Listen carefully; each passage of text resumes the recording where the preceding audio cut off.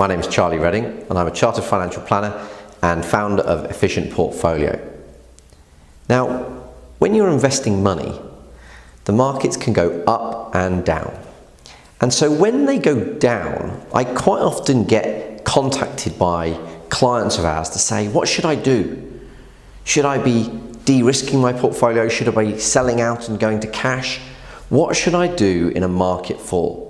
So I want to spend a little bit of time on this video just talking about some concepts, and because ultimately the decisions you make at these sorts of times can be the difference between having a fantastic future ahead of you from a financial perspective and a really quite broke and brief financial future. And clearly we want to avoid that. So let's have a look at a brief touch on what a proper investment strategy looks like. Now, for those clients that are already clients of Efficient Portfolio, then you'll have a properly diversified portfolio that's an agreed level of risk that we've talked about with your financial planner. But for those of you that aren't clients of Efficient Portfolio, what I'm about to talk about only applies when we're comparing it to a properly diversified portfolio. If it's not properly diversified, then actually you can compound these problems. But what I'm going to talk about now is what you should be doing in a market crash when you're considering or when you're investing in a properly diversified portfolio, like the clients at Efficient Portfolio benefit from. So let's have a look at this. So let's have a look at what does a proper investment return look like compared to cash. Now, what you can see is over a reasonably long period of time, we can see some good growth. Now, of course, throughout this video, I'm going to keep referring to the fact that past performance is no guide to the future. But ultimately, we can't look into the future very easily, so we have to look at what's happened in the past. Now, over this time frame, the market performance looked good. But you'll notice there was rises and falls throughout that period. And the time that the market went from there to there felt pretty scary. But of course, in the long run, actually, it really doesn't feel that scary, because you realize that over time, actually, all of these bumps in the road smooth out. So of course, why do we invest though? Because you could just leave the money in cash. The problem is, if we look at the real value of money, i.e. inflation, then actually leaving the money in cash, leaving the money in your bank account, is almost guaranteeing that it's going to go down in real terms. The buying power of that money is being eroded each and every year. So if the cash, leaving money in cash means that you end up with less money than inflation, what does investing look like? Well, it can look like all sorts of things in the early years, because by the nature of investing in a diversified portfolio, it's going to go up and down. And you're going to get times where it grows nicely. You're going to get times where it falls and it feels scary. You're going to get times where it's worth less than you put in, which of course is this red line here, what you'd have had if you'd stayed in cash. You're going to have times where it's worth less than inflation. And that might not be a one-off. It might happen further down the line. But given time, and we usually say you should expect to get back more than you've put in over a 3-year period. Not guaranteed, but that's what you would expect. And you should get significantly better returns than inflation, again, depending on the level of risk that you take over more like a 5-year time frame. So that is what investing looks like. You've got to take some risk. There is no such thing as no risk. In fact, I did a separate video on why there's no such thing as no risk. Because if you leave the money in your bank account, it's guaranteed to go down. It's just a question, or it's not guaranteed, it's nearly guaranteed to go down. The question is by how much, and that's determined by inflation. So you have risk even if you leave it in the bank. So there is always risk. The question is how much, and how do we get that money working a little bit harder for us? Now, why do we invest?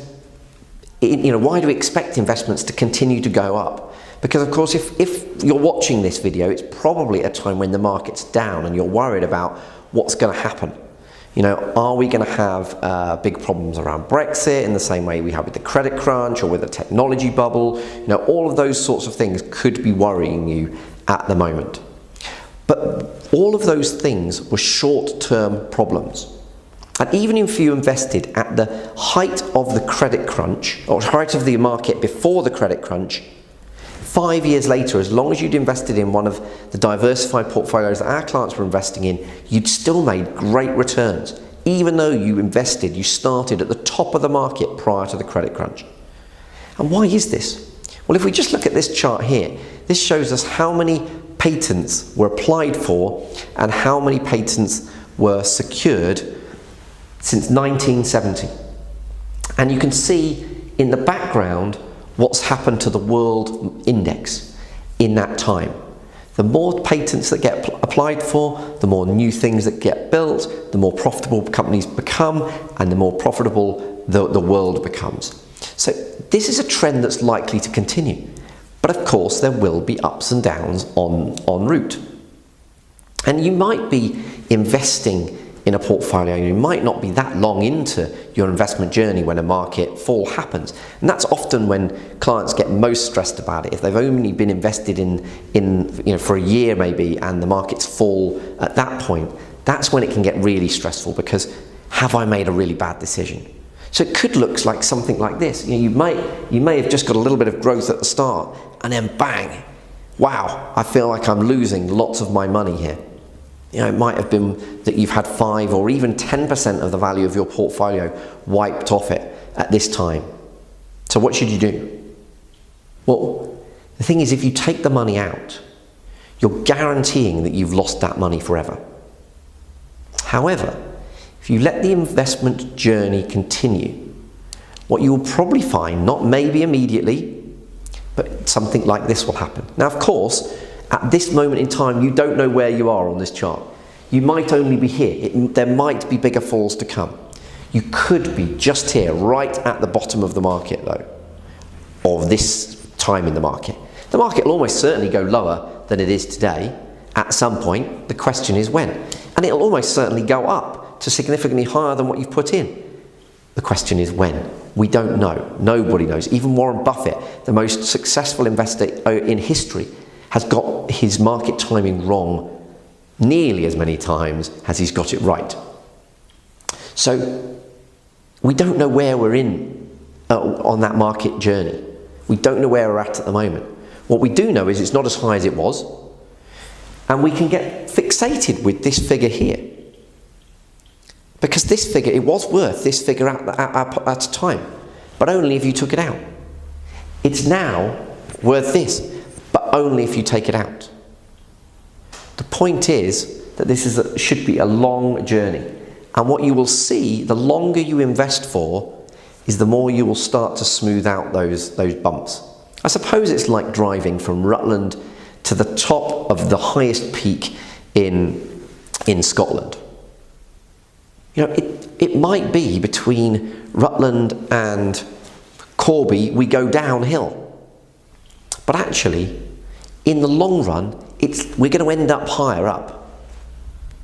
It's just that we don't want to get too caught up with what's going on in the short-term markets, because it's not an indication of what's going to end up happening over the long term. And there's a saying that time in the market is better than time in the market. And the perfect example I can give you of that is if we look back over 42 years of investing history, and we said, if you missed out on the best 100 days within that 42 years, then you missed out on 97% of your growth. Just 100 days in 42 years, and you missed out on 97% of your growth. But if you missed out on the best 10 days over that time frame, 10 days in 42 years, you still missed out on 50% of the returns you would have ordinarily got. So it's absolutely vital that you remain invested, because at some point that market will turn, and if you miss it, you're going to miss a significant chunk of your returns. Because clients get too caught up with what's going on in the short term. What they really should focus on is the long-term averages. And you can see over a 10-year time horizon, looking back to the late 70s, you've made positive returns in nearly every time frame throughout that journey. But what happens is people get caught up with what's going on over 1 year. And of course that looks much more scary. But actually, as long as you focus on the long term, and if you are investing for a much shorter period of time, then perhaps you need to reduce that level of risk to reflect that, so that you don't get quite as bumpy a journey. Because a diversified portfolio is designed to protect you in a falling market. Now that doesn't mean your portfolio won't fall at all. It almost certainly will in a market crash, but it shouldn't fall as much as something like the FTSE 100. But the idea is when the markets recover, you should benefit from almost all of that growth, again, depending on the level of risk that's in your portfolio. So that's really what we're trying to do, is protect on the downside, but gain the market growth on the upside. And you can see from this chart how a diversified portfolio is protected in those underwater times in the market. And if we look at a long period of time, look back to 1991, and we can see how different levels of risk have performed right the way through, and compared to the black line, which is the FTSE 100. We can see that actually a portfolio around about probably 60 on the risk scale has performed as well as the FTSE 100 has, but without taking quite such a dive in the scary times. So you've just got to allow these things to work through. And part of the discipline of investing is to see out these tough times, because the secret to long-term growth is withstanding short-term market falls. That is the secret. I'll repeat that because it's really important. The secret to getting long-term growth is withstanding short-term market falls. So let's have a look again at what a diversified portfolio has done compared to the FTSE 100 in a slightly different way. Now, I said the idea is it protects you against those market falls and gives you the gains during the upward times, and that's what you can see here. But of course, if you left the market here when it looked a bit scary, you don't benefit from that upward market later on. So it's vital that you remain invested. And again, a diversified portfolio can really smooth out those scary times. This is looking at the last 12 months. And it has been a volatile year for investors. And you can see the black line, the FTSE has really fallen in that time. But actually, the different levels of risked portfolios have done what they're supposed to do. They've smoothed the market returns and protected you in those scary times. Now, there is one time to really think about de-risking, and that is once you're in retirement and drawing income. You mustn't do it too early, but there is a thing called pound cost ravaging. And pound cost ravaging is where, even though, and this chart shows you two people who got exactly the same 6% of growth a year. But because they were drawing an income, the person that got the more erratic returns ran out of money sooner. So it's something that we don't want to do too early, but it's something that's worth speaking to your advisor about to make sure that you're not on track to take too much risk and ravage the portfolio. Because one thing you can do in retirement to counteract this, if you are in retirement and a market does drop, then what you can do is you say, well, okay, if I've got emergency cash left over, or my emergency fund, which is what you should all have, certainly what we would be advising you to have, then you can say, well, okay, let's not draw anything on the portfolio for the next 6 months. Let's spend the emergency cash, and we'll only replenish that at a time when the market is recovered. You could do that. You could also say, well, actually, do you know what? Because I'm in retirement, I'm going to defer taking that amazing holiday for 1 more year, because taking that amazing holiday now might have too big an impact on my portfolio. And of course, you could spend that money on the credit card, get it interest-free for 12 months so that you can pick the best time in the market to pay that off. Now, that's a risky strategy. We don't want people borrowing to invest, but ultimately that may be a way of picking the right time in the market to take money out. But de-risking your portfolio too early almost has the potential to guarantee you run out of money too early, depending on your situation. Some research that 7IM did was showing whether you should have a lower risk portfolio in and around retirement and during your retirement phase.